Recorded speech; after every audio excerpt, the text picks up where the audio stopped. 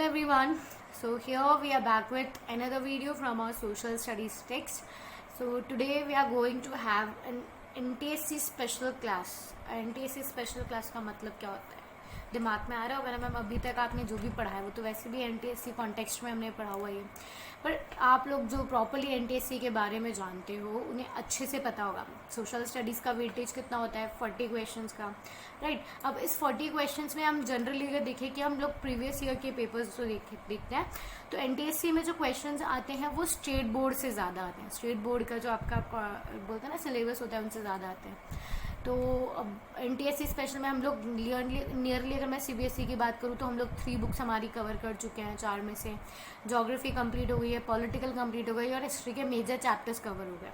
वो एक single video से वो 2 या 3 रिमेनिंग चैप्टर्स है वो भी मैं कवर करवा दूँगी। ओके, तो अब हमारे पास है हमें RBSC का कॉन्टेक्स्ट भी बोला, उसके जितना भी हमारा कंटेंट है RBSC का वो भी हमें पढ़ना पड़ेगा। वहाँ से भी काफ़ी इंपॉर्टेंट मतलब लाइक बोलते हैं ना कि वहीं से इंपॉर्टेंट ज़्यादा वेटेज आता है हमारे NTSC पेपर का। So let's start our today's class. So for our today's topic we have democracy. काफ़ी easy है, मतलब ऐसे खुशी हो रही होगी ना कि ये तो हमें आता है 6-7 स्टैंडर्ड से ही हमने ये चीज़ें पढ़ रखी है, ठीक है। तो अब अपन लोग देख लेंगे इसके अंदर प्रॉपरली कि किस तरह के क्वेश्चंस यहाँ पे फ्रेम होने वाले हैं, किस तरह के क्वेश्चन पूछे गए हैं अभी तक और आपसे किस तरह के क्वेश्चन पूछे जा सकते हैं। Okay, so let's start. अच्छा, पहले एक और चीज़ देख लेते हैं हम लोग कि अगर मैं प्रीवियस ईयर जस्ट 2019-20 के पेपर का एनालिसिस करती हूँ तो उसमें क्या था कि पॉलिटिकल साइंस के 11 क्वेश्चंस थे। 2 from central government, 3 from constitution of India, 1 from democracy, 1 from foreign affairs, 1 from local self government and 3 from state government. तो काफ़ी ज़्यादा इंपॉर्टेंट, अब इसको दिख रहे हो ना, मतलब 40 में से 11 question, a good ratio political science से आप निकाल सकते हो। तो अभी हम लोग डेमोक्रेसी, आज हम लोग सबसे पहले डेमोक्रेसी स्टार्ट करने वाले हैं। मतलब आपको एक बेसिक ओवरऑल आइडिया पता होना चाहिए कि डेमोक्रेसी क्या होता है। फिर उसके बाद में हम लोग कॉन्स्टिट्यूशन ऑफ इंडिया पढ़ेंगे, फिर सेंट्रल गवर्नमेंट, फिर स्टेट गवर्नमेंट, फिर लोकल सेल्फ गवर्नमेंट और लास्ट में foreign relations. Okay, so starting में डेमोक्रेसी। डेमोक्रेसी में हमें क्या क्या किस तरह के क्वेश्चन हमें मिलने वाले हैं वो चीज़ें हम लोग कवर करते हैं। सो स्टार्टिंगली मीनिंग ऑफ डेमोक्रेसी, बहुत बाहर तुम्हें ये चीज़ मैंने पढ़ाई है 9th स्टैंडर्ड के जो पूरे चैप्टर है constitution of India starting Y democracy, what do you mean by democracy वाला जो चैप्टर है ना, democracy in the contemporary world, पूरा वही चैप्टर्स जो है वो वापस यहाँ पे रिवाइज होकर के आए, ठीक है। सो पे अटेंशन। डेमोक्रेसी जो है वो ग्रीक वर्ड से डिराइव हुआ है, ठीक है। 2 वर्ड से बनता है, पहले तो डेमोस प्लस क्रेसी है जिसको आप क्रेच बोल सकते हो, आप क्रैटिया बोल सकते हो, ठीक है। तो डेमोस प्लस क्रेटिया, क्रेटिया क्रेटोज एक ही वर्ड है, आप या तो क्रेटिया यूज़ कर सकते हो या क्रेटोज यूज़ कर सकते हो, कोई दिक्कत नहीं। तो डेमोस का तो मतलब होता है क्राउड, पीपल, और क्रेटिया का मतलब होता है पावर। तो आपको बहुत इजीली समझ में आ गई that the power is in the hands of people. So it is a system based on the power of people और rule of majority parliamentary structure. मतलब डेमोक्रेसी से जितनी भी सारी चीज़ें थी ना वो सारे रिकॉल करो। डेमोक्रेसी में हम लोग क्या बोलते हैं, rule of the people, for the people, to the people, by the people, ये सारी चीज़ें तुमने पढ़ी हुई है। तो डेमोक्रेसी का मेन मेजर मतलब तो तुम्हें पता ही है। तो डेमोक्रेसी का ये वर्ड लिटरल मीनिंग भी समझ में आ चुका है that it is the power of people. Democracy के अंदर जो सारी पावर्स होती है वो कहाँ पर किसके हाथ में लाई करती है, कॉमन मैन के हाथ में लाई करती है, राइट। तो it is a system on the based on the powers of the people, rule of majority. अब रूल ऑफ मेजॉरिटी मैंने क्यों बोला है इसको, पार्लियामेंट्री स्ट्रक्चर क्यों बोला है वो समझना। रूल ऑफ मेजॉरिटी इसीलिए बोला गया है, ऐसी याद करो अभी हमारे यहाँ पे इलेक्शंस वगैरह होते हैं, ये सारी चीज़ें तुम्हें पढ़ाई हुई है पहले। जब हमारे यहाँ पे इलेक्शंस होते हैं, ठीक है, तो इलेक्शंस के अंदर क्या होता है कि लाइक जिसको सबसे ज़्यादा वोट मिलते हैं, जिसको मेजॉरिटी सपोर्ट मिलता है जिसकी पॉलिसीज़ को, तो वो क्या होता है, वो इलेक्ट हो जाता है, वो लोगों के रिप्रेजेंटेटिव्स के थ्रू, मतलब लाइक रिप्रेजेंटेशन के थ्रू इलेक्शन जीत जाता है। हेड ऑफ पर्टिकुलर जो भी हेड ऑफ स्टेट हुआ, हेड ऑफ गवर्नमेंट हुआ, हेड ऑफ कहीं का भी जो हेड होता है वहाँ का वो हेड बन जाता है। मतलब that is a rule of majority. अगर हम बात करें पार्लियामेंट के अंदर तो आपको पता है कि हमें कोई भी बिल पास करना होता है तो लाइक किसी भी चीज़ को रूल बनाना होता है तो वो in the form of bill introduce किया जाता है या तो लोकसभा में या राज्यसभा में। फिर वहाँ से अगर उसे मेजॉरिटी एक्सेप्टेंस मिलती है तो ही वो बिल बनता है, ठीक है, तो ही वो बिल पास माना जाता है, वरना वो पास नहीं माना जाता। Okay, so that is what we have already talked about, that it is a rule of majority. Just a minute. Okay. So rule of majority भी हमें पता है। अब मैं बात करूँ पार्लियामेंट्री फॉर्म ऑफ गवर्नमेंट, तो अब पार्लियामेंट में क्या होता है, देखा है ना, भेड़ बकरी वाला माहौल, याद करो, ये भी सारी चीज़ें हमने पढ़ी हुई है पहले से। पार्लियामेंट्री स्ट्रक्चर में क्या होता है, रूलिंग पार्टीज़ होती है, अपोजिशन पार्टीज़ होती है, जो किसी भी बिल के बारे में डिस्कस करती है, उसके प्रॉज और उसके फ्लॉज वगैरह सारी चीज़ें, उसके बारे में कॉन्स वगैरह सारी चीज़ें उसकी डिस्कस होती है। फिर उसके बाद में अगर वो बिल अच्छा लगता है तो उसे पास करवा दिया जाता है विद द मेजॉरिटी। ठीक है, तो ये सारी चीज़ें हम डेमोक्रेसी के बारे में पहले से ही पढ़ चुके हैं। तो जितना हम पढ़ चुके हैं उसके बेसिस पे एक क्वेश्चन है, उसका आंसर बताओ मुझे। Democratic government is responsible to president, prime minister और CJI और द पीपल। तो बहुत इजीली, बहुत क्विकली डिमांड हो गया होगा। अभी अभी हम कंटिन्यू बोले जा रहे हैं बचपन से मतलब बोले तो अभी तुम बच्चे ही हो, हम काफ़ी ज़्यादा छोटे थे ना, 6-7 स्टैंडर्ड से, तब से हमने ये चीज़ सुनी है कि democracy means for the people, to the people and by the people. So a democratic government is responsible to the people. तो सबसे पहले क्वेश्चन का आपका कौन सा ऑप्शन सही हुआ, डी ऑप्शन सही। सो अब एक और चीज़ तुम्हें जनरल अपडेट्स के लिए भी तुम्हें पता भी है वैसे भी, I know you people are very smart. तो अभी हमारे कंट्री में प्रेसिडेंट कौन है, Ramnath Kovind, prime minister Narendra Modi and chief justice of India Sharad Arvind Bobde. ये अभी रिसेंटली चेंज हुए, रिसेंटली नहीं बोल सकते कुल मिला के, पर हाँ अभी इनका टेन्योर 1 ही साल का, लगभग नियर 1 साल का पूरा हुआ है, अभी चेंज हुए हैं। CJI 1 साल भी नहीं बोल सकते हम, लाइक दिसंबर नवंबर के आसपास, 7 to 8 मंथ्स का इनका अभी टाइम पूरा हुआ है वर्किंग का। ठीक है, तो ये भी हम लोगों ने पढ़ लिया। इस पेज में आई थिंक सो बहुत क्लियर होगा। अब यहाँ से ना क्वेश्चंस उठाना सीखो, मतलब तुमसे ऐसे भी पूछा जा सकता है कि डेमोक्रेसी जो है वो कौन से लैंग्वेज से डिराइव हुआ है, ग्रीक से डिराइव हुआ है। डेमोस का मतलब क्या होता है, तो पीपल होता है ना, और क्राइटेरिया का मतलब पावर होता है। तो ये सारी चीज़ें तुम्हें बतानी, मतलब इस तरह से 1 वर्ड क्वेश्चन पिक करना सीखो। तो की एलिमेंट्स ऑफ डेमोक्रेसी, एक डेमोक्रेसी के क्या क्या फीचर्स होते हैं, अगर वो फीचर्स अगर डेमोक्रेसी में नहीं हुए तो वो कभी भी डेमोक्रेटिक कंट्री या डेमोक्रेटिक सिस्टम नहीं कहला पाएगा। So free and fair elections, universal adult suffrage, protection of human rights of all citizens, rule of law, equal value of all citizens, सब हमने बहुत अच्छे से पढ़ा हुआ है। तो इस पर एक और क्वेश्चन मेरे दिमाग में आया ना कि ये जो हम लोगों ने यूनिवर्सल अडल्ट सफरेज है, इसके बारे में पता है, यूनिवर्सल सफरेज जैसी चीज़ें जो है। अब यूनिवर्सल स्टार्टिंग से अगर आप देखोगे, फ्री एंड फेयर इलेक्शन मतलब समझते हो कि जहाँ मतलब किसी भी तरह के ऐसा किसी को कोई सरप्लस पावर नहीं मिलनी चाहिए, जिसे लोगों ने इलेक्ट किया है वही हमारा फाइनल रिप्रेजेंटेटिव बने।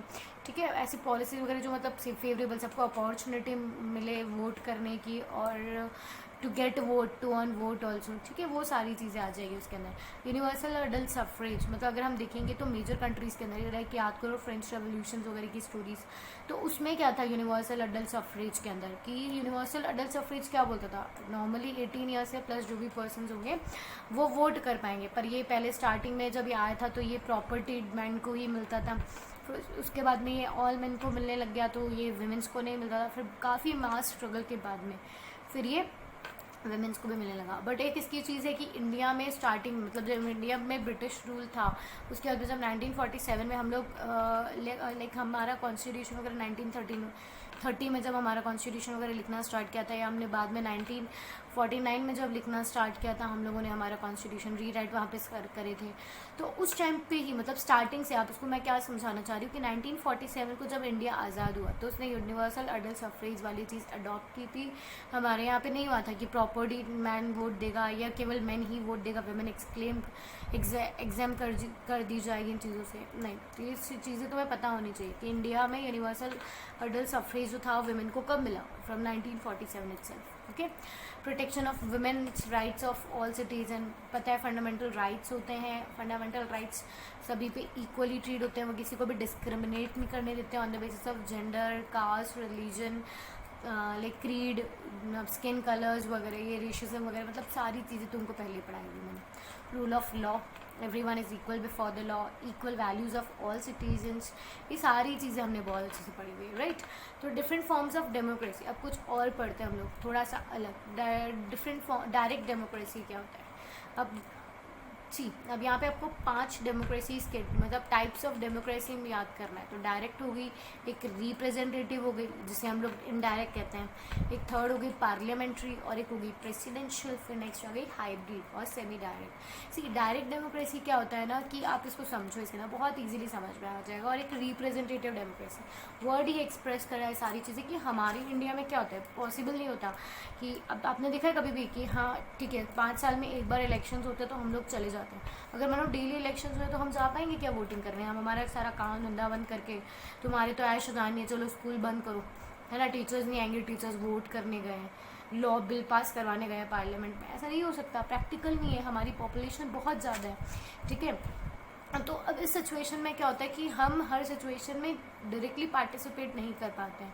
तो हम क्या करते हैं, हमारे रिप्रेजेंटेटिव्स को इलेक्ट करते हैं, फिर वो हमारे बेसिस पर डिसीजंस वगैरह लेते हैं, राइट। तो वो रिप्रेजेंटेटिव फॉर्म ऑफ डेमोक्रेसी में। पर कुछ ऐसी गवर्नमेंट्स होती है, कुछ ऐसे एरियाज होते हैं जहाँ पे ना पॉपुलेशन लाइक काफ़ी कम होती है और उनके अंदर लोग जो है वो गवर्नमेंट को डे टू डे रन करने में डायरेक्टली पार्टिसिपेट करते हैं।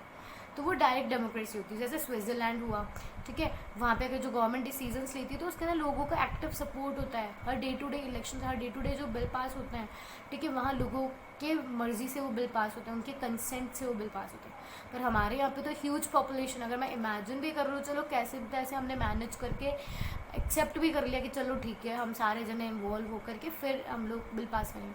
तो सोचो होल ऑफ इंडिया की जो पॉपुलेशन है वो एक जगह इकट्ठी हो जाए, कोरोना बहुत भयंकर तरीके से फैल जाएगा।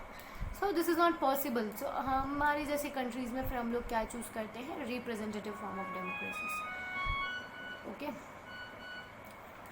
सो now third we have is parliamentary democracy. Parliament मतलब समझते हो पार्लियामेंट क्या होता है, ठीक है। अब आपको यहाँ देखोगे तो अब इसमें यूनिलैटरल और बायलैटरल पार्लियामेंट्स भी तुम्हें समझने पड़ेंगे। अब इसमें क्या समझोगे, यूनिलैटरल क्या होता है, यूनी मतलब सिंगल समझते हो, और बाई मतलब बाई कैमरल पार्लियामेंट भी सुना होगा, जहाँ 2 चैम्बर्स होते हैं पार्लियामेंट्स में। अब बेसिकली अपने यहाँ पे देखो तो लोकसभा और राज्यसभा हैं। अब इंडिया में कौन सा पार्लियामेंट्री स्ट्रक्चर चलता है, बायलैटरल चलता है, बाई कैमरल चलता है, यूनी कैमरल चलता है? तो अगर मैं बात करूँ तो इंडिया में सेंट्रल गवर्नमेंट में तो चलता है बाई कैमरल, जहाँ लोकसभा और राज्यसभा होती है। और स्टेट्स की अगर हम बात करें तो राजस्थान एक ऐसा स्टेट है, ठीक है, जहाँ पे चलता है यूनी कैमरल, ठीक है, एक ही हमारे पास विधानसभा है, ओके। पर बहुत सारे स्टेट्स हमारे इंडिया में भी ऐसे हैं जहाँ बाई कैमरल पार्लियामेंट चलती है। जैसे यूपी का एरिया ले लो आप, काफ़ी बड़ा है, काफ़ी पॉपुलेटेड है, मास पॉपुलेशन है वहाँ पे, राइट। तो वहाँ पे 2 पार्लियामेंट्री हाउसेज हैं, वहाँ पर भी स्टेट के अंदर भी 2 पार्लियामेंट्री हाउसेज हैं, ठीक है। तो इसमें बाई कैमरल और यूनिक कैमरल में तुम्हें पता होना चाहिए कि बाई कैमरल और यूनिक कैमरल क्या होते हैं। तो उसके बाद में नेक्स्ट आ जाता है आपके प्रेसिडेंशियल डेमोक्रेसी। अगर आप देखोगे तो हमारे यहाँ पे जो काउंसिल होता है, ठीक है, तो जो काउंसिल ऑफ मिनिस्टर्स होते हैं उनको हेड कौन करता है, उनकी मीटिंग कौन लेता है, प्राइम मिनिस्टर, ठीक है। पर अगर आप अगर उसी प्राइम मिनिस्टर की जगह पे उसी काउंसिल का अगर हेड प्रेसिडेंट हो जाता है तो वो प्रेसिडेंशियल फॉर्म ऑफ डेमोक्रेसी हो जाएगी। बहुत इजी। काउंसिल मिनिस्टर्स जो होता है ना, आपने देखा होगा भी, जो नरेंद्र मोदी जो है वो अपने नवरत्न वगैरह जो कहते हैं उनकी भी एक काउंसिल होती है, उन्होंने अलग अलग डिपार्टमेंट में मिनिस्टर्स चूज़ किए हैं, पर उनकी जब मीटिंग होती है तो उस मीटिंग को हेड करने वाले नरेंद्र मोदी होते हैं, ठीक है। तो वो चीज़ होती है हमारे यहाँ पे, हमारे पास prime minister form of democracy हुई। तो वही प्रेसिडेंशियल अगर मैं बोलूँगी तो उस मीटिंग को हेड करने वाले कौन होंगे, जहाँ extra power, extra privileges, head of state, अभी हेड ऑफ स्टेट तो हमारे वैसे भी प्रेसिडेंट होते हैं, बट हेड ऑफ गवर्नमेंट भी जब कौन होंगे, प्रेसिडेंट होंगे, तो वो कौन सी बन जाएगी, प्रेसिडेंशियल फॉर्म ऑफ डेमोक्रेसी। एक हाइब्रिड, नाम ही बता रहा है, सेमी डायरेक्ट। मतलब ऐसे सेमी डायरेक्ट का मतलब अगर आप समझोगे तो ये ऐसी सिचुएशन है जहाँ बहुत सारे ऐसे डिसीजंस होते हैं जहाँ तो लोगों को इन्वॉल्व किया जाता है, और कुछ ऐसी जगह होती है जैसे अगर माने कि लाइक डिफेंस के लिए हुआ, कंट्री की डिफेंस जैसी चीज़ें हुई, जो हमें काफ़ी बोलते हैं कि लाइक इसको अगर आप समझोगे तो काफ़ी ज़्यादा हमें लाइक सीक्रेट मैनर में कुछ चीज़ों को हमें डील करना पड़ता है, जो कंट्री की सिक्योरिटी वगैरह से डील करती है, सेफ्टी वगैरह से। तो वहाँ बहुत सी बार लोगों का इन्वॉल्वमेंट नहीं लिया जाता। कुछ ऐसे टॉपिक्स होते हैं जहाँ लोगों को इन्वॉल्व किया जाता है, कुछ ऐसे टॉपिक्स होते हैं जहाँ लोगों को इन्वॉल्व नहीं किया जाता है, ठीक है। तो जो ऐसा स्ट्रक्चर फॉलो करते हैं वो कौन होता है, सेमी डायरेक्ट गवर्नमेंट, ओके। सो इसमें semi direct combine plus direct plus representative. President is both head of state and head of government. This is what I've written. Okay, I forgot to cut it down, मतलब आपको ये वाला section नहीं लिखना है, ये तो मैंने थोड़ा ऐसे एक्स्ट्रा लिख लिया था कि अगर मुझे समझाना पड़े ना आपको, अगर तुम लोग नहीं समझ पाओ कि हाइब्रिड क्या होता है, तो hybrid is a combination of direct plus representative, मतलब डायरेक्ट और इनडायरेक्ट गवर्नमेंट को अगर आप प्लस करोगे तो सेमी हाई डायरेक्ट बन जाएगी। और प्रेसिडेंट जो है वो हेड ऑफ स्टेट भी होता है, और फिर वो क्या बन जाएंगे अगर प्रेसिडेंशियल फॉर्म ऑफ गवर्नमेंट में, हेड ऑफ गवर्नमेंट भी बन जाएंगे। ये चीज़ मैंने समझी थी। So moving next to the next page. Other forms of democracy: constitutional monarch, republican form of democracy, liberal democracy and socialist democracy. अब इसको समझो, ये आगे तो हमारे पास अभी हम लोग आगे बहुत इंपॉर्टेंट चीज़ पढ़ने वाले हैं, उसमें भी ये वापस से रिकॉल होगी, तो इसको पहले ही पढ़ लेना।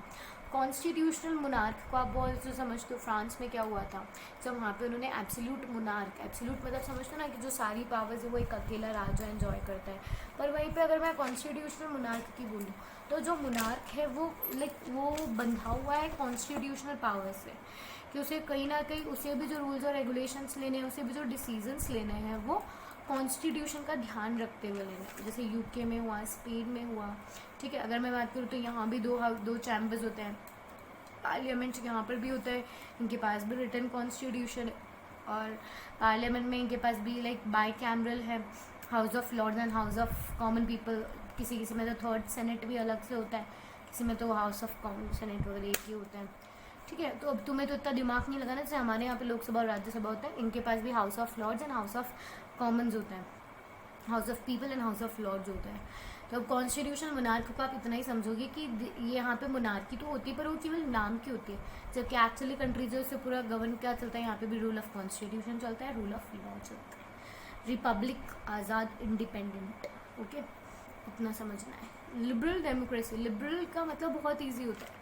लिबरल का मतलब अगर आप समझोगे तो लिबरलिज्म वाली जो आइडियोलॉजी है ना, वो ये मतलब बहुत ज़्यादा लिबरल, आपने सुना होगा ना कभी ऐसा, कभी टर्म्स भी सुनी होगी कि यार इस बार टीचर ने ना काफ़ी ज़्यादा लिबरल मार्किंग की है। दैट मीन्स ईजी बिहेवियर, कि यहाँ पे जो लोगों की थिंकिंग होती है उनको ऐसा लगता है कि मतलब जैसे अगर आप किसी का खून भी कर दो, है ना, इसको समझने के लिए बता रही हूँ, केवल ऐसा कर मत देना।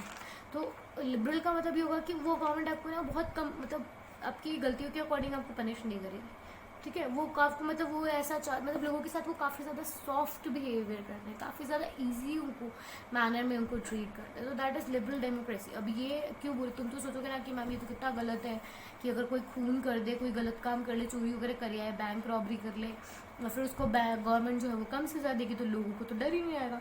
मतलब इनके अकॉर्डिंग ऐसा होता है कि आप लोगों में लाइक वो जो नॉन वायलेंस वाली चीज़ें हो गई ना, वो चीज़ ऐसा यहाँ से समझ सकते हो कि लोगों के दिमाग में होता है कि आप नॉन वायलेंस के थ्रू, मतलब आप वो डायलॉग में सुना है कि किसी मूवी में कि हमें ना बुराई को मारना है, ठीक है, काइंड ऑफ चीज़ें, बुरे लोगों को नहीं मारना, हमें लोगों को नहीं मारना, बुराई को मारना है। तो that is what ideology of liberal democracy. Now socialist democracy से मार्क्सिस्ट लेनिनिस्ट, याद करो रशिया, यूएसएसआर जो एक सोशलिस्ट, सबसे बड़ी सोशलिस्ट इकोनॉमी थी, है ना, ये हमने पढ़ा हुआ है मार्क्सिस्ट लेनिनिज्म वाली थ्योरीज। इसके ना क्या था कि मतलब मार्केट प्लेस जो था वो ये चाहते थे कि मार्केट सोशलिज्म मतलब एक इक्वल ट्रीटमेंट हो सभी लोगों के साथ ना, वहाँ डिस्क्रिमिनेशन ना, बस वही चीज़ें, उसी पे बेस्ड था ये पूरा मार्क्सिस्ट लेनिनिस्ट वाली थ्योरी पे सोशलिज्म वाली democracy. Okay, so various theories and concepts of democracies. अब हमारे पास नेक्स्ट इंपॉर्टेंट, बहुत इंपॉर्टेंट इस चैप्टर में और सबसे ज़्यादा कंफ्यूजिंग जो सेक्टर आता है ना, वो यही है, various theories and concepts of democracy. इसको पढ़ने से पहले एक दो क्वेश्चंस हैं, वो देख लेते हैं। Which of these is not a good argument in favour of democracy, मतलब which of these is not a good argument in favour of democracy. तो यहाँ से एक बहुत अच्छी चीज़ समझ में आ गई कि not a favour of democracy मतलब जो डेमोक्रेसी को सपोर्ट नहीं कर रहा है ना, हमें वो स्टेटमेंट ढूंढना है यहाँ पे। तो सबसे पहले देखो, people feel free and equal in a democracy, बिल्कुल ये तो सपोर्ट कर रहा है डेमोक्रेसी। डेमोक्रेसी का मतलब ये होता है फ्रीडम, ठीक है, freedom of speech, freedom of expression, freedom of money, बहुत फ्रीडम मिलते हैं हमें। तो नेक्स्ट क्या था अभी, democracy is resolve conflict in a better way than others. Of course, क्योंकि हमने डेमोक्रेसी का मतलब क्या समझा था, पावर शेयरिंग, फेडरलिज्म। तो जब आप लोगों के बीच में कॉन्फ्लिक्ट सॉल्व करने का ये सबसे अच्छा तरीका है, बिल्कुल वॉर लाइक सिचुएशंस जो होती हैं वो यहाँ पे टाल दी जाती है। Next, democratic government is more accountable to the people. ये भी बिल्कुल सही है भाई, आंसरेबल टू द पीपल ही होती है, और किसी को जवाब देने के लिए तो वैसे भी अकाउंटेबल नहीं होती है democracy. democracies are more prosperous than others. This is where we stuck. Now ये बोल रहा है कि डेमोक्रेटिक कंट्रीज जो होती है वो सबसे ज़्यादा लाइक प्रॉस्परस होती है. प्रॉस्परस मतलब जो डेवलप्ड अगर हम मान सकते हैं. तो हमने ये चीज़ बहुत पहले पढ़ी थी, 9th स्टैंडर्ड में भी हमने पढ़ी थी कि जो डेमोक्रेसी है उसका एक नेगेटिव इम्पैक्ट क्या है. उसका एक नेगेटिव इम्पैक्ट भी यही है कि जो डिक्टेटोरियल फॉर्म ऑफ गवर्नमेंट्स होती है या जो नॉन डेमोक्रेटिक कंट्रीज़ होती है राइट, उनमें डेवलपमेंट ज़्यादा होता है उन कंट्रीज़ के अंदर. और हमारे यहाँ पे डेमोक्रेसी में क्या है, एक बिल को पास करवाने में भी काफ़ी ज़्यादा उसका अगर प्रॉपर इम्प्लीमेंटेशन आता है उससे पहले तो मतलब लाइक काफ़ी लॉन्ग प्रोसीजर्स होते हैं, तो लोगों को उसका प्रॉपर इफेक्ट नहीं मिल पाता है. तो democracies are not more prosperous in then other non democratic countries. So answer D, sorry, I will make you correct. Second का डी ऑप्शन जो है वो गलत है. क्लियर? गलत भी हो सकता है, सही भी हो सकता है. सही कैसे होगा? क्योंकि हमारा आंसर का ऑप्शन ये वाला से टंग ट्विस्टर. चलो थर्ड क्वेश्चन आया अब हमारे पास. The essence of democracy is, democracy का एसेंस मतलब बहुत ज़्यादा इंपॉर्टेंट चीज़. अब ये थोड़ा परेशान करने वाला है, ठीक है, इसको समझो. ये महाराष्ट्र के सेट एग्जामिनेशन में आया था 2018 एंड 2019 में. इसको समझो. तो ये क्या बोल रहा है, universal adult franchise, decentralization of powers. मतलब अगर आप देखोगे यूनिवर्सल अडल्ट फ्रेंचाइज बहुत इंपॉर्टेंट है. डिसेंट्रलाइजेशन ऑफ पावर्स बिल्कुल इंपॉर्टेंट है. Policy of reservation of seats, मतलब यहाँ पे रिजर्वेशन देना जो बैकवर्ड कम्युनिटीज़ हैं. जुडिशल डिसीजंस भी इम्पॉर्टेंट है. अब क्या चीज़ है, डिसेंट्रलाइजेशन ऑफ पावर्स हुआ, policy of reservation of seats हुआ, जुडिशल डिसीजंस हुए. इसमें से ऐसी क्या चीज़ है जो बहुत ज़्यादा ज़रूरी है, तो वो है डिसेंट्रलाइजेशन ऑफ पावर्स. क्योंकि अब इसमें अब ये दिमाग लगाओ कि अब तुमने ये बहुत अच्छे से क्वेश्चन आएगा ना कि मैम रिजर्वेशन नहीं मिलेगा तो भी प्रॉब्लम होगा, judicial decision and universal adult franchise से भी ऐसा क्वेश्चन है जहाँ पे हमें बेस्ट पॉसिबिलिटीज़ को चूज़ करना है. अगर आप इनमें से देखो, अगर मैं डिसेंट्रलाइजेशन को अगर मैं टर्म का अपोजिट यहाँ यूज़ करती हूँ, सेंट्रलाइजेशन ऑफ पावर्स, तो वो क्या हो जाएगा, मोनार्किकल फॉर्म ऑफ गवर्नमेंट हो जाएगी, डिक्टेटोरियल फॉर्म ऑफ गवर्नमेंट हो जाएगी. तो ये सबसे की एसेंस चीज़ की मतलब जो सबसे ज़्यादा इंपॉर्टेंट है दैट इज़ डिसेंट्रलाइजेशन. मतलब बोलते ना कि ये सोल होता है. फेडरलिज्म मैंने तुम्हें पढ़ाया था जहाँ डिस्ट्रीब्यूशन ऑफ पावर्स हमने देखा था. तो अगर आप डिसेंट्रलाइजेशन नहीं करोगे पावर तो वो डेमोक्रेसी का सोल होता है डिसेंट्रलाइजेशन. अगर आप उसी को मार दोगे तो वो डेमोक्रेसी नहीं रहेगी. ओके, सो थर्ड का option number B is correct. So traditional liberal theory, अब मैंने बताया था, अभी मैंने बता भी दिया था कि अब हमें क्या पढ़नी है, थ्योरीज पढ़नी है. सी बेसिकली अब तुम लोगों के लिए अब ये थ्योरीज वाला चैप्टर जो सेक्शन है, इवन मैंने खुद ने आके मेरी ग्रेजुएशन में पढ़ा था, ठीक है. तो अब ये आप समझ रहे हो कि ये बहुत ज़्यादा हाई लेवल है, तो मैं तुम्हें पहले ही समझा रही हूँ, पहले ही वार्न कर रही हूँ. इसमें बहुत सारी चीज़ें ऐसी आएगी जो तुम्हें मतलब लाइक लगेगा कि आउट ऑफ लाइक कॉन्टेक्स्ट है, कि ये कुछ एक्स्ट्रा सरप्लस हम पढ़ रहे हैं. पर मैं खुद भी इसको बहुत ज़्यादा कंफ्यूजिंग नहीं करूँगी. इससे कुछ बहुत इंपॉर्टेंट क्वेश्चंस आएंगे, उसी वजह से मैं तुम्हें बता रही हूँ. और जो प्रीवियस ईयर पेपर्स में आए भी हैं तो बहुत ईजी है. अगर थोड़ा सा कॉपरेट करोगे, थोड़ा सा पेशेंस रख के समझोगे तो सारी चीज़ें समझ आएंगी. अभी तक वाली आई होप सो चीज़ें बहुत क्लियर होगी, ठीक है. अभी तक में कोई दिक्कत नहीं होगा, क्वेश्चंस भी सारी चीज़ें बहुत कंप्लीट होगी. अब नेक्स्ट देखो, ट्रेडिशनल लिबरल थ्योरी. अब हमें 5 थ्योरीज पढ़नी है. अब तुम्हें इनको बहुत ज़्यादा बाय हार्ट रटने की ज़रूरत नहीं है, क्योंकि मैंने हमेशा बोला अब now you are an NTSC student. तो NTSC स्टूडेंट की अप्रोच कैसे होगी किसी भी टेक्स्ट को पढ़ते हुए कि यार यहाँ से 1 वर्ड क्वेश्चन क्या पिक हो सकता है. तो उस हिसाब से अगर आप इसको पढ़ने की समझने की कोशिश करोगे तो बहुत ईजीली हो जाएगा.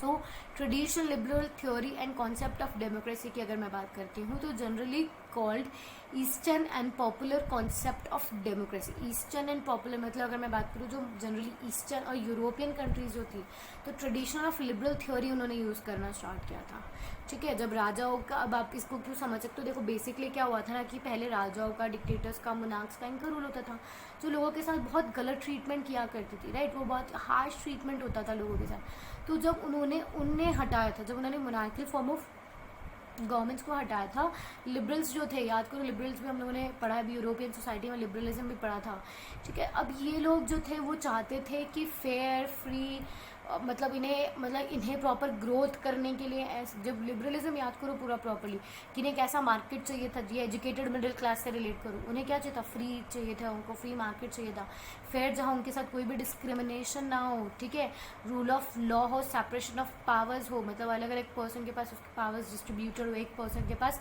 सेंट्रलाइज ना हो, और एक कॉम्पिटिटिव इलेक्शन हो, ठीक है, जहाँ पर वो अच्छे और बुरे को या बेटर पॉलिसीज़ को चूज़ कर सकें, ठीक है। मतलब अच्छी, अब आपको ये नहीं समझना कि मैम ये तो डेमोक्रेसी के फीचर्स हैं, एग्जैक्टली डेमोक्रेसी के, हम लोग कॉन्सेप्ट ऑफ डेमोक्रेसी ही समझ रहे हैं, पर यहाँ पे समझो कि जो अलग अलग फिलोसफर्स आए थे, ठीक है, उन्होंने जब वो रेवोल्यूशन हो रहा था कि कॉन्स्टिट्यूशनल हुआ, कॉन्स्टिट्यूशनली सॉरी, आप उसको समझोगे कि मतलब लेके एक मोनार्कल फॉर्म ऑफ गवर्नमेंट हुई, डिक्टेटोरियल फॉर्म ऑफ गवर्नमेंट हुई, उसको किस तरीके से कन्वर्ट करके हम लोग डेमोक्रेसी को इवॉल्व कर रहे हैं। तो जब डेमोक्रेसी का एवोल्यूशन हो रहा था तो उस टाइम पे बहुत सारे फिलोसोफर्स ने अपनी आइडियोलॉजीज़ को भी बताया था, तो उस आइडियोलॉजी के बेसिस पे हम समझ रहे हैं। लिबरल वाला पूरा अगर आप मिडिल क्लास वालों से रिलेट करोगे तो उनसे कंप्लीट ये चैप्टर समझ में आ जाएगा। तो जो लिबर्टी है वो लैटिन वर्ड से डिराइव हुई है, लिबर जिसका मतलब होता है फ्री। तो इन लोगों को भी क्या चाहिए था, freedom to express, freedom to speak, freedom to oppose the government, ये सारी इनको बेसिक राइट्स चाहिए थे। अब जॉन लॉकी वगैरह वाली चीज़ें याद करो, फ्रेंच रेवोल्यूशन में हमने पढ़ा था, मॉन्टेस्क्यू, जे.एस. मील, एडम स्मिथ, ठीक है। अब इनको देखते ना कुछ चीज़ें तुम्हें याद आनी चाहिए, ठीक है। एक पहली चीज़ अगर आप इससे याद करते हो, इन क्वेश्चन से आप याद करते हो कि जो ये लिबर्टी वाली थ्योरी है हमारे, and who is known as the father of liberal theory. अब इनमें से मैंने आपको इतने फिलोसोफर्स का नाम बताया, ठीक है, उस टाइम पे मैं फ्रेंच रेवोल्यूशन से याद करूँ, जॉन लॉकी हुए, एडम स्मिथ हुए, मॉन्टेस्क्यू हुए, जे.एस. मील हुए, तो इनमें हम लोगों ने, इनमें सबसे ज़्यादा इम्पॉर्टेंट इन लोगों ने सबने आइडियोलॉजी दी थी, लिबरल थ्योरी थी, पर सबसे ज़्यादा एक्यूरेट थ्योरी अगर मैं मानूँ या सबसे ज़्यादा जो लोगों ने एक्सेप्ट और फॉलो की थी, तो उस accordingly father of liberal theory किसे माना जाता है, जॉन लॉकी। क्वेश्चन मिला यहाँ से वन वर्ड का, who is known as the father of liberal theory, John Locke, याद आ गया। ओके, उसके बाद में एक और चीज़ यहाँ पे देखो, आप कुछ बुक्स का नेम भी हमें यहाँ पे रिकॉल करना है, फ्रेंच रेवोल्यूशन से याद कर रहे हैं। जॉन लॉकी ने एक बुक भी लिखी थी, वो बुक कौन सी थी, टू ट्रीटीज़ ऑफ गवर्नमेंट, ठीक है। अब उसके बाद में हमारे पास मॉन्टेस्क्यू की बुक के बारे में भी हमने पढ़ा था कि मॉन्टेस्क्यू जो थे उन्होंने भी बुक लिखी थी, तो उन्होंने लिखी थी द स्पिरिट ऑफ लॉस, ये मॉन्टेस्क्यू ने लिखी थी, जहाँ उन्होंने डिवीजन ऑफ पावर्स बताया था between legislature, executive and judiciary. ये चीज़ें हम पढ़ चुके हैं और यही चीज़ें हमसे क्वेश्चन में पूछी जाने वाली है। तो 3 क्वेश्चन हमें यहाँ पे मिले हैं। वो is known as the father of liberty theory, तो वो थे जॉन लॉकी, जिनकी एक बुक है, वो कौन सी बुक थी, the two treaties of government. उसके बाद में मॉन्टेस्क्यू की बुक की अगर अब जब वो हमने बुक का डिस्कशन लिया ही है तो हमें ये भी पता होना चाहिए, याद होना चाहिए, मॉन्टेस्क्यू जो थे उन्होंने बुक लिखी थी द स्पिरिट ऑफ लॉस, ठीक है। तो ये सारे क्वेश्चन, वन वर्ड वाले तीनों क्वेश्चन तुम्हें यहाँ से ध्यान रखना है, और ये पूछे गए हैं प्रीवियस ईयर वाले प्रीवियस ईयर क्वेश्चन है, ओके। अहेड, पेज क्यों फ्रीज हो गया है,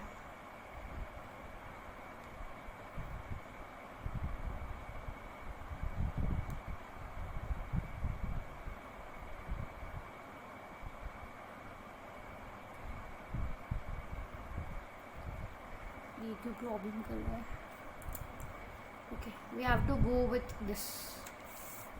अब सब लोग, principles of liberal theory, government by consent, rule of government, मतलब जहाँ हमने बोला था फ्री एंड फेयर इलेक्शन हो, फिर rule of majority, recognization of minority rights and rule of, ये लॉ नहीं होगा, ये रूल ऑफ लॉ होगा, ठीक है, रूल ऑफ लॉ। तो ये सारी चीज़ें मैं समझा चुकी हूँ तुम पहले से। तो ये एक रिप्रेजेंटेटिव गवर्नमेंट, जो हमारे यहाँ पे जिस तरह की गवर्नमेंट चलती है ना, रिप्रेजेंटेटिव, फ्री एंड फेयर हो गए, माइनॉरिटी की व्यूज़ को भी आपको सपोर्ट करना पड़ेगा, rule of majority, government by consent, ये सारी चीज़ें तो फीचर्स हम फॉलो करते हैं एक रिप्रेजेंटेटिव फॉर्म ऑफ गवर्नमेंट के अंदर।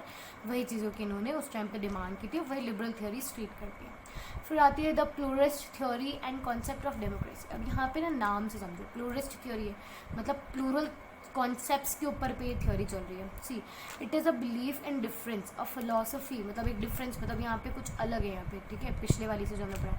A philosophy supporting diversity, religions, tolerance and multi culture सबसे इम्पॉर्टेंट कॉन्सेप्ट। अभी हमने वहाँ पे भी देखा था रूल ऑफ मेजॉरिटी था, ठीक है, जहाँ पर हमें माइनॉरिटी राइट्स का भी ध्यान रखना है। इवन ये भी सिमिलर चीज़ें बोल रही है प्लूरिस्ट थियोरी भी, कि यहाँ पे आपको प्लूरल चीज़ों का ध्यान रखना है। मतलब आपके यहाँ पे आपकी जो सोसाइटी जिसमें आप रह रहे हो, वहाँ की डाइवर्सिटी, वहाँ के जो रिलीजन, वहाँ का जो मल्टी कल्चर जो बेस है, उसे आपको ध्यान रखना है। क्योंकि अगर आप देखोगे तो आप जर्मनी वगैरह की जब हम सिचुएशन पढ़ते हैं तो वहाँ क्या था, मतलब साउथ अफ्रीका की अगर आप लोगे, चाहे हम जर्मनी की लेंगे, या बहुत सारे ऐसे कंट्रीज आएगी जहाँ पर लोगों का एक्सप्लॉयटेशन होता था जस्ट बिकॉज कि वो किसी एक पर्टिकुलर कम्युनिटी का पार्ट थे। तो यही चीज़ें, इन्हीं चीज़ों के अगेंस्ट ये चीज़ें बोली गई है कि आपको क्या करना है, जो सोसाइटी के अंदर जितनी भी अलग अलग मल्टी कल्चर है उसको मेंटेन करके रखना है। डाइवर्सिटी, यूनिटी एंड डाइवर्सिटी जैसी जो चीज़ें होती हैं। Different groups have freedom to express and organization. अब याद करो जो चीज़ें हम लोगों ने उस टाइम पे जर्मनी वाले हिटलर वाले चैप्टर में पढ़ी थी 9th स्टैंडर्ड में, तो उसमें क्या था कि जो ज्यूज़ थे उन्हें तो बोलना बिल्कुल भी अलाउड नहीं था, राइट। अगर आप फ्रांस से याद करोगे तो फर्स्ट स्टेट और सेकेंड स्टेट प्रिविलेजेस एंजॉय करते थे, थर्ड डिस्क्रिमिनेट हुआ करता था। तो इन सब कॉन्सेप्ट्स के अगेंस्ट ये बनी है, और इनका मेन मोटिव था कि आप डाइवर्सिटी को एक्सेप्ट करो और उनको प्रिजर्व करके रखो। A situation where smaller groups within a larger society is able to maintain the unique cultural identity, similar with India. With India also, India में यहाँ पे भी अगर आप देखोगे मल्टी रिलीजन्स वाला, मल्टी एथनिक कल्चर्स है हमारे यहाँ पे, और हम सभी को इक्वल ट्रीटमेंट देते हैं। जितना इंडिपेंडेंटली एक हिंदू अपना रिलीजन बना सकता है, उतना मुस्लिम, उतना जैन, उतना सिख, ठीक है, ये सारे क्रिश्चियन, मतलब ये सभी अपने रिलीजन को उसी इंडिपेंडेंस से फॉलो कर सकते हैं। प्लूरिस्ट वाली थ्योरी भी क्लियर हुई। ओके, उसके बाद में नेक्स्ट देखो the elites theory and concept of democracy. तो इसमें फेमस थिंकर्स भी आपके सामने बता दिए हैं, जिसका मैंने इन दोनों की बुक के नाम भी है। तो रॉबर्ट ने बुक लिखी थी द पॉलिटिकल पार्टीज, एंड मॉस्का ने लिखी थी द रूलिंग क्लास। इंपॉर्टेंट है ये, इसीलिए मैं बता रही हूँ, वरना मैं नहीं बताती, ठीक है। तो थ्योरीज अपोजेस प्लूरिस्ट थ्योरी। अब ये जो थे वो प्लूरिस्ट को मतलब प्लूरिस्ट को आप ये डिनाई करते थे, क्योंकि प्लूरिस्ट में इनको ऐसा लगता था कि आप जब मेजॉरिटी रूल को एक्सेप्ट करते हो तो कहीं ना कहीं ऐसा होता है कि माइनॉरिटी की विशेज़, अब जेन्युइन चीज़ है ना, कि अब मानो कि इसको बहुत अच्छे से समझने की कोशिश करना कि इसके अंदर क्या हुआ था कि आप मानो कि आपका फ्री लेक्चर आया है, ओके, और आपसे पूछा जाता है कि आपको गेम्स पीरियड के लिए बाहर जाना है, तो आपको वहाँ ऑप्शंस मिलते हैं कि आपको फुटबॉल खेलना है या क्रिकेट खेलना है, ठीक है। तो मैक्सिमम लोग वहाँ पे क्रिकेट सपोर्ट कर रहे थे, तो अब टीचर क्या करेगा, क्रिकेट के लिए लोगों को भेज देगा। तो ये यही चीज़ एक्सप्रेस करना चाहता था कि अब जो लोग दूसरे बच्चे हैं जो फुटबॉल खेलना चाहते थे, उनको कहीं ना कहीं उनके राइट्स का, इनके व्यूज़ को तो उनका तो अपोज हुआ ना। सो दे आर्ग्यू दैट जो प्लूरिस्ट फॉर्म ऑफ जो अभी हमारा कॉन्सेप्ट ऑफ डेमोक्रेसी था वो यूटोपियन था।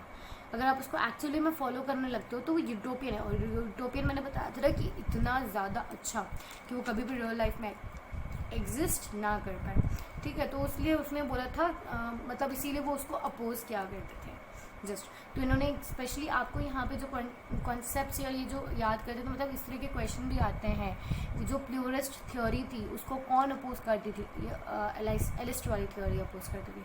तो इनमें मेजर रिप्रेजेंटेटिव्स वगैरह भी हमने देख ही लें कि किन की आइडियोलॉजीज आती थी प्लूरिस्ट में, ओके। इससे ज़्यादा मत घुसो इनके अंदर, इससे ज़्यादा तुम लोगों को इन थ्योरीज के बारे में नहीं पढ़ने की ज़रूरत है, ठीक है। तो Marxist theory and concept of democracy, मतलब वही कार्ल मार्क्स वाली थ्योरी से वापस बिल्कुल एसोशिएट कर लो। तो मार्क्स जो थे वो डेमोक्रेसी को बोला करते थे people's democracy. The ideology can be witnessed in practical, मतलब कार्ल मार्क्स के काम जो थे, मार्च लिख दिया मैं यहाँ पे फिर, ठीक है, इसको भी सेव कर लेना मार्क। और फ्रेडरिक, ये आप याद करो यूरोपियन वाला जो हमने स्टोरी पढ़ी थी, यूरोप में फ्रेंच रेवोल्यूशन वगैरह हम वापस से देख रहे थे अभी 10th स्टैंडर्ड के आपके हिस्ट्री के फर्स्ट, तो उसमें भी कार्ल मार्क्स हुए, फ्रेडरिक वगैरह हुए, इनके बारे में वापस इनका नाम आया था, ठीक है। आप ये इनकी थ्योरीज भी याद करो। इनकी थ्योरी क्या थी, सोशलिज्म। अब वहाँ पे अगर आप देखते हो तो रशिया में भी क्या था, एक दो बड़े मैसे ग्रुप्स बन चुके थे, मेंशेविक्स एंड बोल्शेविक्स। अब वो एक दूसरे से लड़ाई कर रहे थे, और फाइनली फिर उनकी आइडियोलॉजी जो थी, उनकी थिंकिंग क्या थी कि जो मार्केट होना चाहिए वो फ्री होना चाहिए, ठीक है। और मार्केट फ्री होने के बाद में जो उसमें सर्वाइव कर पा रहा है, ठीक है, उस अकॉर्डिंग सी। अब इसको कैसे समझोगे मैं तुम्हें इतना बता देती हूँ वापस से। मार्क्सिस्ट अगर आप यहाँ आ जाए तो आपको पहली चीज़ तो याद रखनी है कि मार्क्सिस्ट जो थे वो डेमोक्रेसी को पीपल्स डेमोक्रेसी बोला करते थे, ठीक है। और इसके बाद में द आइडियोलॉजी जो थी वो किन लोगों ने फॉलो की थी, कार्ल मार्क्स, फेडरिक वगैरह इन्होंने भी इसकी थ्योरीज को फॉलो किया था। The generally accepted view that democracy is the rule of people, मतलब वही चीज़ है, वही कॉन्सेप्ट जो है, इसी कॉन्सेप्ट समझो कि आप डेमोक्रेसी के बारे में बात करो तो डेमोक्रेसी बेसिक क्या था, रूल ऑफ पीपल, वो कभी नहीं बदलेगा। बस इनमें कुछ कुछ चीज़ें ऐसी थी, मतलब कोई बोलता था कि फ्री इलेक्शंस होने चाहिए, कोई बोलता था कि लोगों में फ्रीडम ऑफ स्पीच होने चाहिए। बस इन्होंने अपनी सिचुएशन के अकॉर्डिंग, अपने कंट्री की सिचुएशंस के अकॉर्डिंग यहाँ पे डिफाइन किया हुआ है। तो मार्क्सिज्म वाली थ्योरीज में तो तुम्हें इतना केवल समझना है कि मार्क्सिस्ट जो थे, अब याद करो, मतलब पूरा इसको कार्ल मार्क्स वाली स्टोरी से, रशिया वाली स्टोरी से रिलेट कर लेना, फिर ढंग से समझ में आ जाएगा। सोशलिस्ट, फिर वापस रशिया वाली चीज़ आ गई। सो it is made by coordination of liberal concept and Marxist. अब ये वही चीज़ मैंने समझाई थी, जो मार्क्सिस्ट क्या था, वो एक सोशलिस्ट आइडियोलॉजी से बिलोंग करता था। अब लिबरल में हमने क्या किया था, भाई चेंजेस चाहिए थे, वहाँ फ्री चाहिए था, लोगों को थोड़ा फ्रीडम चाहिए थी, जहाँ पे वो अपने बोल सकते हैं ना कि अपनी एक्टिविटीज़ को फ्रीली बिना किसी डर से वो प्रैक्टिस कर सकें। तो अब यहाँ पर आ रहा है कि लिबरल थ्योरी प्लस हमारी जो लास्ट अभी थ्योरी गई थी, जो मार्क्सिस्ट थ्योरी थी, आप उनको अगर ऐड करते हो तो हमारे पास एक न्यू और अच्छा ब्रॉडर कॉन्सेप्ट आ जाता है, socialist democracy. So it is generally called democratic socialism. The ideology believes in development of constitutional means rather than violence and revolutions. Liberal democracy with parliamentary system, मतलब यहाँ पे क्या था, लिबरल आइडियोलॉजी जहाँ rule of consent हो, मतलब rule of law तो चले, विद कंसेंट ऑफ पीपल चले। तो तुम्हें अब इन थ्योरीज को मेरे को तुम्हें सारी थ्योरीज समझाना बहुत ज़्यादा ज़रूरी था। तो अब तुम्हें केवल पता होना चाहिए, कार्ल मार्क्स, मार्क्सिस्ट आ रहा है तो कार्ल मार्क्स का है। सोशलिज्म बताया तो what was a combination of liberal and Marxist theory. Liberal की अगर मैं बात करूँ तो वहाँ पे फादर ऑफ लिबरलिज्म यहाँ वहाँ पे आ जाने चाहिए तुम्हारे सामने। तो इस तरीके से केवल इन पांचों को याद करने का, समझने की कोशिश करो। अगर तुम इसको बहुत ज़्यादा डीपली समझने की कोशिश करोगे तो ट्रूली एक्सेप्ट मी कि ये तुम्हारे सिलेबस का ही नहीं है। तो अगर मैं इसको भी बहुत ज़्यादा टाइम देकर के या बहुत ज़्यादा एक्सप्रेस अगर मैं यहाँ करने लग जाऊँ तो वीडियो तो पहली चीज़ है कि बहुत ज़्यादा लेंदी हो ही जाएगी और तो हम बहुत ज़्यादा आउट ऑफ कॉन्सेप्ट चले जाएंगे। तो मुझे ज़रूरी था कि तुम्हें ये चीज़ एक बार बताना, ठीक है, कि ये बहुत ज़्यादा इंपॉर्टेंट पॉइंट्स है। तो इनको बस केवल आप थोड़ा सा बोलते ना कि समझ लो कि यहाँ से वन वर्ड क्वेश्चन कौन से पिकअप होने हैं। हमें ये जितने भी पॉइंट्स मैंने लिखवाए उनको याद और रटने की ज़रूरत नहीं है, केवल आप समझ लो क्योंकि कौन कौन से कॉन्सेप्ट्स उस टाइम पे हुआ करते थे और यहाँ से वन वर्ड के क्वेश्चंस पुट अप करने की कोशिश करो। सो नेक्स्ट आ जाते हैं हमारे पास में काइंड्स ऑफ डेमोक्रेसी। तो दो तरह के हमने पहले भी बहुत सारे डिफरेंट टाइप्स ऑफ डेमोक्रेसी देखी है, पर जो अगर हम देखते हैं ना ओवरऑल ग्लोब के अंदर, तो जितने भी डेमोक्रेटिक कंट्रीज़ है वो दो जनरल पार्ट्स में डिवाइडेड होती है, डायरेक्ट और इनडायरेक्ट। तो इनडायरेक्ट जहाँ पे, डायरेक्ट जहाँ होती है जहाँ लोग हर डिसीजन में डायरेक्टली पार्टिसिपेट करते हैं, और इनडायरेक्ट वो होती है जहाँ लोग डायरेक्टली पार्टिसिपेशन ना दे करके अपने रिप्रेजेंटेटिव से गवर्नमेंट चलाते हैं। ओके, तो वो काइंड ऑफ डेमोक्रेसीज हो गई हमारे पास में। अब मेन फीचर्स ऑफ डेमोक्रेसी, ठीक है, based on political equality. Political equality भी हम बहुत अच्छे समझते हैं कि पॉलिटिकल पार्टीज़ जो है उन्हें इक्वल अपॉर्चुनिटीज़ मिलनी चाहिए टू बी इलेक्टेड, वो अपने व्यूज़ और आइडियाज़ को प्रॉपर मैनर में एक्सप्रेस कर पाए, ठीक है। Oh my God, battery is turning very low. Based on sovereignty. अब सॉवरेनिटी की अगर मैं बात करूँ तो सॉवरेनिटी कहाँ आ जाता है, जहाँ people can exercise their powers in a democracy, they can elect the representative, the government remains responsible to the common mass for every omission. See, अब सोवरेनिटी का मतलब अगर आप समझोगे कि सभी लोगों को freedom of speech, freedom of press वगैरह वो सारी चीज़ें तो थी ही सही लोगों के साथ में। फिर उसके बाद में मतलब जो भी एक्टिविटीज़ होती है लाइक उसके लिए रिस्पॉन्सिबल, अकाउंटेबल भी कौन होगी, डेमोक्रेसी खुद होगी। मानो कि कोई ऐसी स्कीम वगैरह थी वो गवर्नमेंट ने निकाली, उसकी वजह से कुछ नुकसान हो जाता है लोगों का, मतलब हम कुछ भी समझ सकते हैं, ठीक है। तो उस नुकसान के लिए भी रिस्पॉन्सिबल कौन होगी, गवर्नमेंट खुद उसके लिए लायबल होगी। ओके, मेजॉरिटी रूल को भी अगर आप समझोगे तो मेजॉरिटी रूल मतलब भी हम पढ़ चुके हैं कि मेजॉरिटी रूल क्या होता है, जहाँ अगर इलेक्शंस वगैरह होते हैं तो वहाँ किसको सपोर्ट किया जाता है, sorry actually I was connecting my charger तो मैं थोड़ा सा डिस्ट्रैक्ट हुई। सो रूल ऑफ मेजॉरिटी भी आप लोगों को अच्छे से पता है। इसी मैं अभी के कॉन्सेप्ट पे इतना ज़्यादा वापस से रिपीट करना नहीं चाहती, ये तुम लोगों को बहुत अच्छे से आता है, तो एक बार इसको हम फटाफट से रिवाइज कर लें। मेजॉरिटी रूल की भाई इलेक्शन हो तो जो मेजॉरिटी ने चूज़ किया है वही हमारा रूल करे। फेडरल सेटअप, फेडरल मतलब क्या होता है, फेडरल के अगर आप याद करोगे तो distribution of powers. Collective responsibility का मतलब ये होता है कि अगर कुछ कंट्री के अंदर कुछ गलत हुआ है या कुछ मानो कि अगर चाइना वगैरह से वॉर हो जाती है तो जो अपोजिशन पार्टीज़ है वो यहाँ पे ऐसा नहीं मतलब कि हाँ वो हम तो नहीं थे पावर में, हम तो कुछ नहीं कर सकते। यहाँ लोगों की कलेक्टिव रिस्पॉन्सिबिलिटीज़ होती है कि एक के ऊपर मतलब आप ये चीज़ समझने की कोशिश करो कि हम अगर कंट्री के अंदर कुछ सही या कुछ गलत होता है तो हम उसके लिए अकेला लायबल नरेंद्र मोदी को नहीं मान सकते, उसकी जो पूरी टीम पीछे काम कर रही है उनका एक कलेक्टिव रिस्पॉन्सिबिलिटी बन रही है। फॉर्मेशन ऑफ ओपिनियंस, फॉर्मेशन अगर आप किसी भी चीज़ पे आप डिस्कशंस कर रहे हो, किसी भी चीज़ को लाइक अगर हम बोले लॉ वगैरह निकल रहा है, बिल वगैरह निकल रहा है, तो वहाँ लोग किसी उसे सपोर्ट कर रहे हैं या उसे डी सपोर्ट कर रहे हैं, तो वो एक ओपिनियन बन रहा है लोगों का। अगर कोई चीज़ रूल बनी है तो वो लोगों के चॉइस की वजह से ही बनी है। Respect for opinions of minority, अगर बहुत सी बार ऐसी सिचुएशन होती है, याद करो पूरा 9th स्टैंडर्ड से रिकॉल करो कि हमें ये तो पता है रूल ऑफ मेजॉरिटी बोलते हैं, पर हम लोग वहाँ पर किस चीज़ को भी ध्यान रखते हैं कि ये जो रूल ऑफ मेजॉरिटी हमने पढ़ा है, हमने समझा है, वो इस तरीके का ना हो कि जहाँ माइनॉरिटी के व्यूज़ को, ओपिनियंस को कम्प्लीटली इग्नोर कर दिया जाए। मतलब ऐसा डिसीजन हमेशा मेजॉरिटी ले, ऐसे डिसीजंस को ध्यान रखते हुए ले कि वो माइनॉरिटी के व्यूज़ को भी सपोर्ट करे, उनका भी ध्यान रखे। Provisions of right, fundamental rights हैं, हर एक सिटीजन्स को कुछ बेसिक राइट्स मिले, right to live, right to speak, right to travel anywhere in the country, right to religion, right to educational rights, right to property, ऐसे काफ़ी ज़्यादा rights हैं, वो इन्जॉय वो कर सकता है। Rule of law, rule of consent, के लोगों की मंजूरी से, कंसेंट मतलब मंजूरी, implies upon such society, open society, implies open society. Democracy implies free and open society. Every activity of the government is based on the public opinion. So different associations, unions, organizations can be formed openly, और उनका जो opposition है या उनके जो ideas और expression है वो ओपनली उसे बता सकते हैं, ठीक है। उसको कोई भी मतलब ऐसा डरने के धम की बात नहीं है। अब जैसे आप सऊदी अरेबिया वाली चीज़ें जो थी, वहाँ पे एक पर्टिकुलर रिलीजन को फॉलो किया जाता है और जो दूसरे रिलीजन है वो अपने रिलीजन को ओपनली फॉलो नहीं कर सकते, तो वो चीज़ नहीं होती। डेमोक्रेसी जो है वो हमेशा ओपन सोसाइटी को बोलती है, जहाँ लोग अपनी मर्जी से कुछ भी कर सकते हैं। ऐसा दंगे फसाद की बात नहीं कर रही हूँ मैं, नॉर्मल अपने राइट्स को एंजॉय कर सकते हैं। गवर्नमेंट बाय कॉम्प्रोमाइज, अब गवर्नमेंट बाय कॉम्प्रोमाइज क्या होगा समझ लो। Democracy is government by adjustment and compromise. Different opinions are to be considered within the ruling party and outside the party. इसको बेसिकली समझोगे तो कि हमें ये पता है कि जो रूलिंग पार्टी होती है उसके पास ज़्यादा मेजॉरिटी होती है और वो अपने ईजिली अपने व्यूज़ को लोगों के ऊपर मतलब ऐसे बोल सकते हैं ना, फोर्स करके उनको अप्लाई करवा सकती है। पर बहुत सी बार ऐसा होता है कि जो रूलिंग पार्टी होती है उससे क्या ध्यान रखना होता है, लोगों का वेलफेयर, पीपल वेलफेयर, उसको ही ध्यान रखना होता है। और बहुत सी बार वो अपोजिशन पार्टीज़ के व्यूज़ को, पॉइंट्स को भी सुनती है, समझती है और उन्हें एक्सेप्ट करती है। सो it is a government by compromise, adjustment. Welfare of the people, basic motive क्या है गवर्नमेंट का, welfare of the people.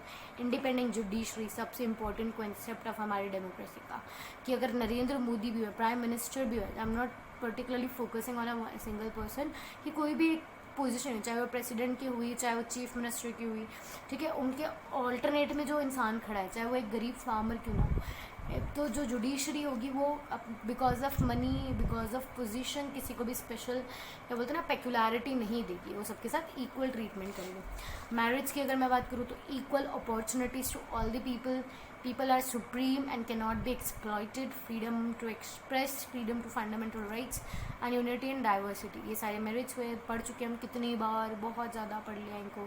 Demerits of democracy, lack of awareness, high illiteracy rates in democratic system. सबसे बड़ी चीज़ होती है कि लोगों में अवेयरनेस ही नहीं। अब लोगों में अवेयरनेस कैसे नहीं है, जो बहुत ईजी बेसिकली आप समझोगे कि अब क्या होता है कि गवर्नमेंट बहुत सारी स्कीम्स तो निकालती है पर लोगों को इसके बारे में पता ही नहीं चल पाता, ठीक है। मतलब इतने जैसे इंडिया में बहुत सारी ग्रामीण योजनाएं चलती है, निवास योजनाएं चलती है, ठीक है। अभी अगर हम कोरोना में बात करें तो गवर्नमेंट बहुत सारे एड्स दे रही है पर वो लोगों तक नहीं पहुंच पा रहे because of lack of awareness.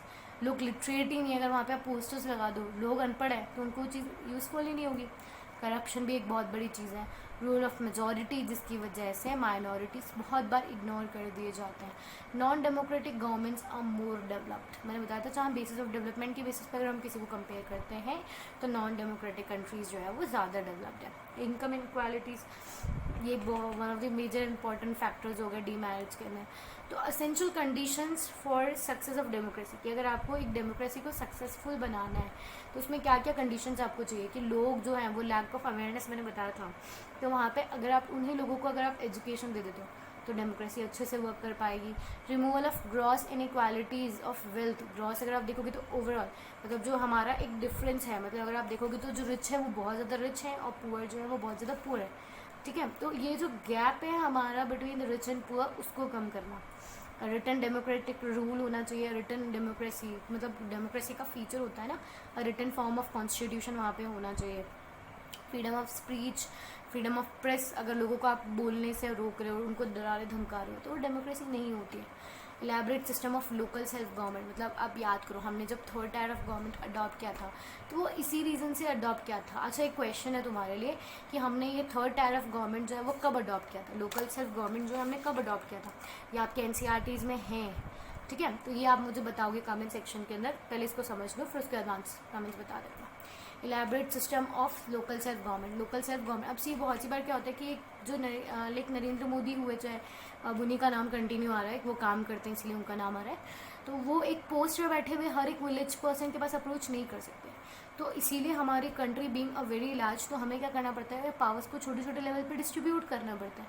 तो वो चीज़ सोच करके लोकल सेल्फ गवर्नमेंट बनाई गई थी, ताकि जो लोकल पीपल है उन तक जो चीज़ें हैं वो और ज़्यादा अच्छे मैनर में, मतलब वेलफेयर स्कीम्स जो है उनके ऊपर और प्रॉपर मैनर में पहुँच पाए।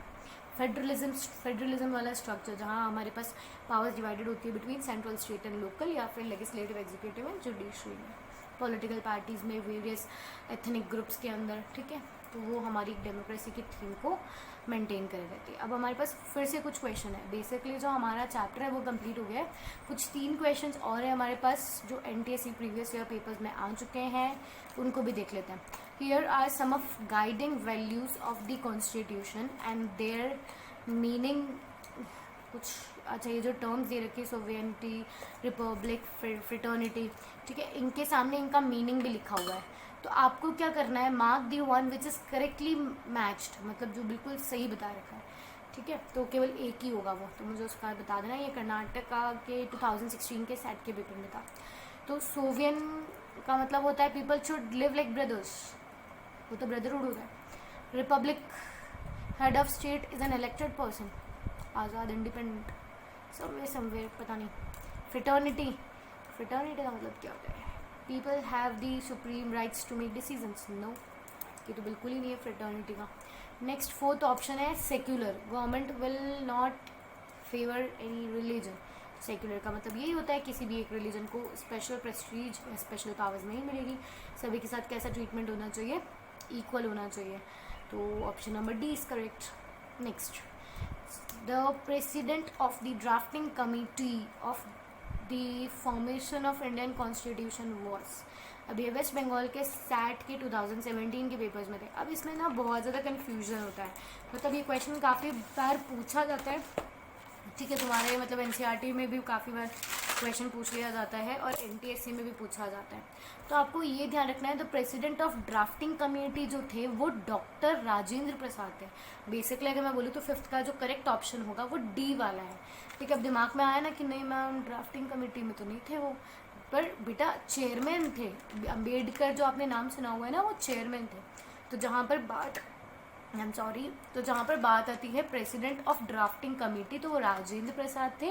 पर वहीं पे अगर मैं क्वेश्चन को थोड़ा चेंज कर लेती, वहाँ पे आपसे पूछा जाता है कि who is the chairman of the drafting committee that was form, जब हमारा इंडियन कॉन्स्टिट्यूशन लिखा जा रहा था तो उस टाइम पे ड्राफ्टिंग कमेटी के चेयरमैन थे BR अम्बेडकर, भीमराव अम्बेडकर जी, और उस टाइम पे हमारे प्रेसिडेंट थे डॉक्टर राजेंद्र प्रसाद। तो डोंट प्लीज़ इन चीज़ों में बिल्कुल कन्फ्यूज मत होना।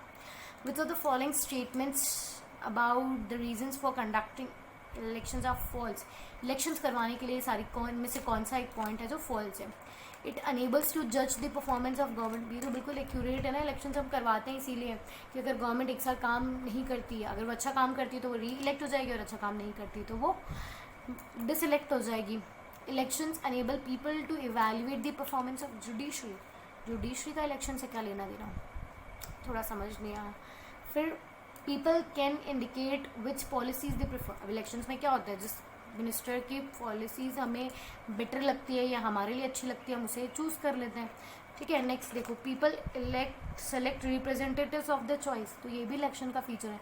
तो कौन सा फीचर नहीं था, बी वाला नहीं था, जहाँ elections enable people to evaluate the performance of judiciary का इलेक्शन से लेना देना नहीं है, okay. Okay, so that's it for today's class. तो अगर आप डेमोक्रेसी में से देखोगे तो तुम कहीं पे थोड़ा बहुत पजल्ड हुए होगे, तो वो theories and concepts of democracies में हुए होगे. बाकी तो मेरे हिसाब से सारा चैप्टर समझ में आ ही गया था. सी थ्योरीज एंड, वापस से बता रही हूँ, थ्योरीज एंड कॉन्सेप्ट मैंने मेरे ग्रेजुएशन में पढ़ा था, तो वो बहुत ज़्यादा लेंदी, बहुत ज़्यादा मतलब बोलते ना कि आउट ऑफ कॉन्सेप्ट चला जाएगा वो तुम्हारे लिए. तो मैं बस वहाँ से जो मेजर फिलोसफर्स, आइडियोलॉजीज के जिनके नाम आए हुए, उनके साथ में जो मैंने बुक्स वगैरह बताई है वो याद कर लेना, वो समझ लेना. बाकी और कुछ एक्स्ट्रा दिमाग लगाने की ज़रूरत नहीं है. Thank you. If still you are having any kinds of doubt, write it in the comment sections.